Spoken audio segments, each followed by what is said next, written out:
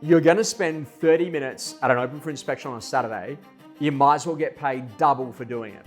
And the answer to that is about being able to increase your average sale price. Now, the only way to increase your average sale price is to make a decision to go there.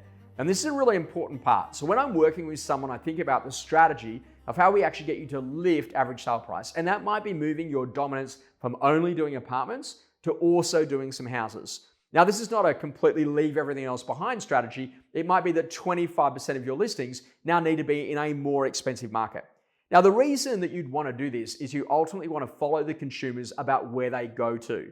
And so one of the core principles is to think about your core market. Let's say, for example, you have an average sale price of $1 million. In order for someone to buy the one at $1 million, maybe they actually go and sell a property, for example, at $500,000. Now that's the before market. They then go to the core market. And when the seller at $1 million sells, where do they move to? And this is what we go to call the aftermarket. Now this is a really important conversation because you might have sold for them because you're dominant in the $1 million price range, but maybe they went and bought from a rival or a competitor in the neighboring marketplace, which has got the higher average sale price. What you've got to realize is that you've got a series of relationships that were here that have now already moved to a higher average sale price, but you didn't sell them that property, but you sold their property for them over here. So what would it take to go and ring them, have a conversation, go and see them about the new property that they bought over the course of the last 1, 2, 3, 4, 5 years, and see whether or not you can start to get a couple of listings there. Sitting inside of the business is also some incredible data sets. One of those, for example, will be where all of the landlords live, and also too where all of the archive landlords live.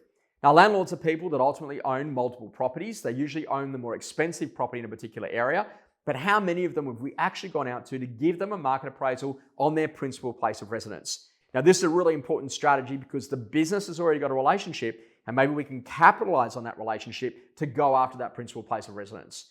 The third one is to then think very differently about where are the more expensive streets in your particular area, and getting very dynamic about what you're doing with your 10, 10, 20s, potentially around other listings and sales that are being made in the market by others, so that you can intentionally go to grow data in the more expensive locations. A fourth component is then think very differently about what you're doing to market properties, really improving the quality of your videography, what you're doing around how assets are actually positioned on all the major real estate portals, what you're doing in terms of the quality of your photography, and also to the copy around every single one of those listings. This is an absolute desire and a skill set to want to go and sell more expensive homes.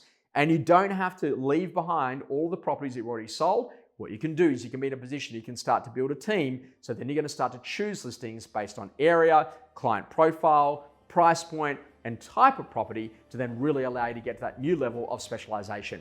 This is a decision to sell more expensive homes more often, but it's about making sure that you do it strategically so you can grow over a period of time, not only your average sale price, but also to your volume and the number of happy customers every year.